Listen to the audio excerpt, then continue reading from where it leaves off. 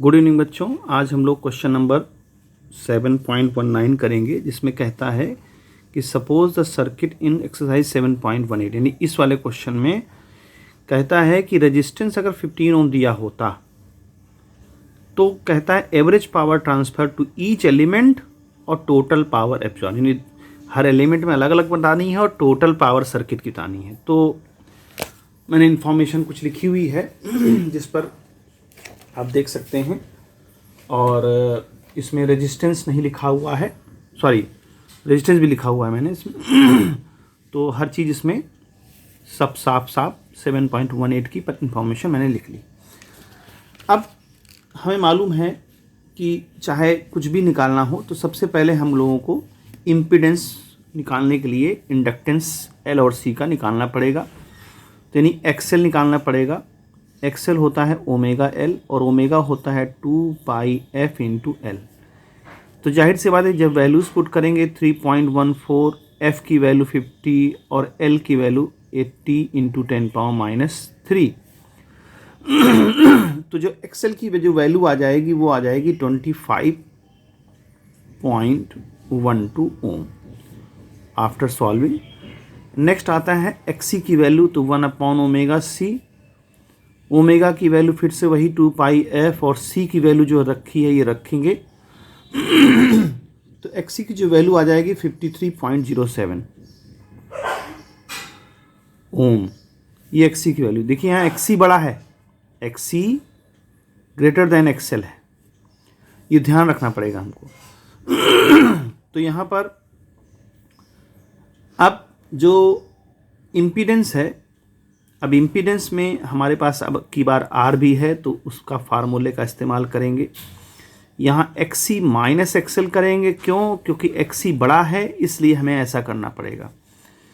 तो जब इसकी वैल्यूज़ रखेंगे, हर चीज़ की वैल्यूज़ रखेंगे, आर की वैल्यू रखेंगे, तो ये सॉल्व होने के बाद सीधे सीधे मैं आंसर लिख देता हूँ। आफ्टर सॉल्विंग जो जेड की वैल्यू आएगी वो आएगी 31.67 ओम। ये टोटल इम्पीडेंस हो गया सर्किट का।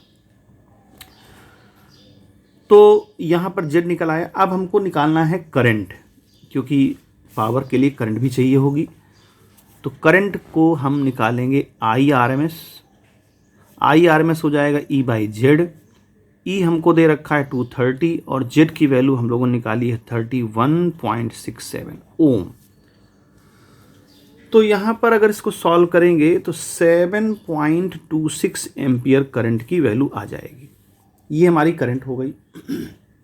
अब यहाँ पर पावर निकाल लें पहले रेजिस्टेंस के लिए, क्योंकि ईच एलिमेंट में पावर पूछ रहा है। तो पहले हम रेजिस्टेंस के लिए फाइंड कर लें, तो अब PR भी लिख सकते हैं, ज़्यादा ठीक रहता है करने के लिए। फार्मूला होगा VRMS IRMS और cos फाई। अब देखिए रेजिस्टेंस के लिए जो फेज डिफरेंस है, वोल्टेज और करंट का सेम फेज में होता है, तो यहाँ पर फाई की वैल्यू जो है हमारी बनेगी 0, क्योंकि I और V दोनों सेम फेज में होते हैं। तो वहाँ फाई की वैल्यू बनेगी 0। जब फाई की वैल्यू 0 बनेगी तो cos फाई 1 हो जाएगा। VRMS IRMS और cos फाई 1 हो गया। अब VRMS को आप हटा भी सकते हैं, V = I/R होता है, तो इसको हम हटा सकते हैं, तो IRMS का स्क्वायर बाई R ऐसे लिख सकते हैं। तो यहाँ जब वैल्यूज़ पुट करेंगे हम लोग, नहीं सॉरी, ये मैंने गलत लिख दिया, I² R होगा, ठीक है। तो जब यहाँ वैल्यूज़ पुट करेंगे IRMS की ये वैल्यू और R हमको 15 ओम दिया है, तो इसका जो नेट आंसर आ जाएगा वो आ जाएगा आपका 791 वॉट।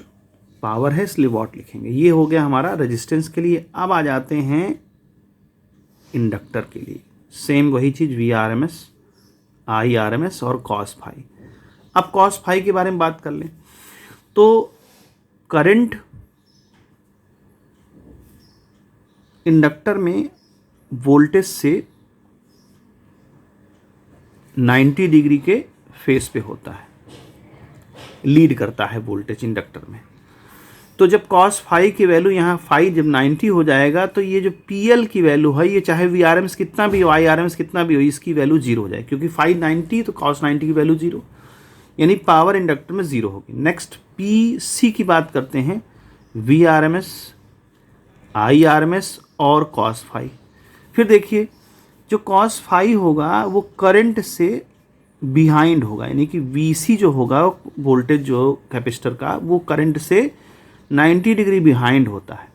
यानी फिर से फाई की वैल्यू क्या आ जाएगी 90 डिग्री। जब फाई की वैल्यू 90 आ जाएगी तो इसका मतलब पी सी की वैल्यू भी ज़ीरो हो जाएगी, यानी पी एल भी ज़ीरो, पी सी भी ज़ीरो।